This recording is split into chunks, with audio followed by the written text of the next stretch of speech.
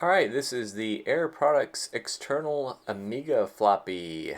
Circa 1988, you'll see the warranty void there. I actually took a razor blade and sliced that sucker between the characters just to preserve that. Here's the bottom that you can see. It's pretty nasty. So what we're going to do is we're going to clean that with a product called Goo Gone that I use quite often. It's a citrus-based product. And knock on wood, I've never had it mess up anything that I've used it on yet. Alright, so here's post-cleaning with Goo Gone. Just use some Q-tips, paper towels, an old sock to kind of scrub that off. Looks a lot better. There was some staining, and as you can see in this picture, I added some little rubber feet because they put those screws right there, so I don't want it scratching up whatever. Odd choice on the screws to use slotted, but I guess, hey, what do you know? So let's get this sucker open.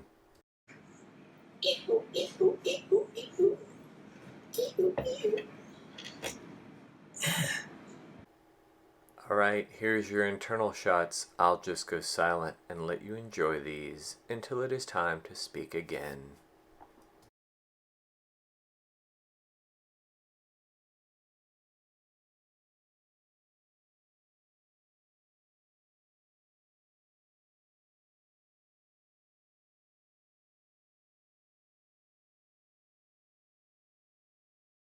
Here's the only modification that I found.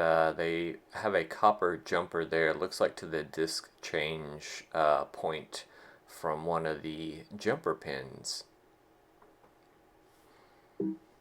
This was very clean inside, and all I did was lube some points near the rollers for the floppy carrier. Alright, so here we are hooked up. Cleaning disk, we'll put that in and see if it spins. Alright, so we're booting the workbench here off of the Gotek on my ugly Amiga 1000. Check. We re-wetted that. Let's put it in one more time.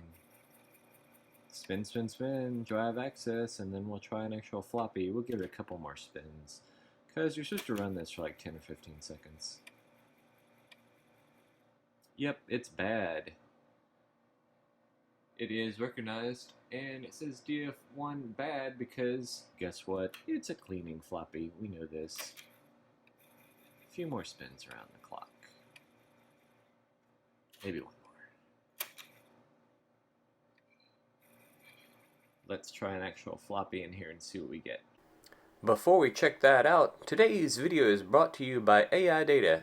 Just kidding. I have no idea if they're still in business or not, but this is what I use. Cleaning disc. You can use that squeeze bottle, kind of like a syringe that fits down into a bottle of rubbing alcohol. I have 91% rubbing alcohol, so I just put a few drops on that cleaning spot there. 3 drops, I believe, is what it calls for. I think you can use these until you start seeing something gross on the floppy disk itself, and I'm going to rinse mine with alcohol if I ever see anything that looks kind of junky, so I think this will actually last a lot longer than the 10 or 15 times that they say. Alright, so this is kind of the moment of truth there, or at least one of them. Of course, we could do other extensive tests later. Let's put in an authorized copy of Workbench 1.3 and see if that works. Actual 720 double-sided.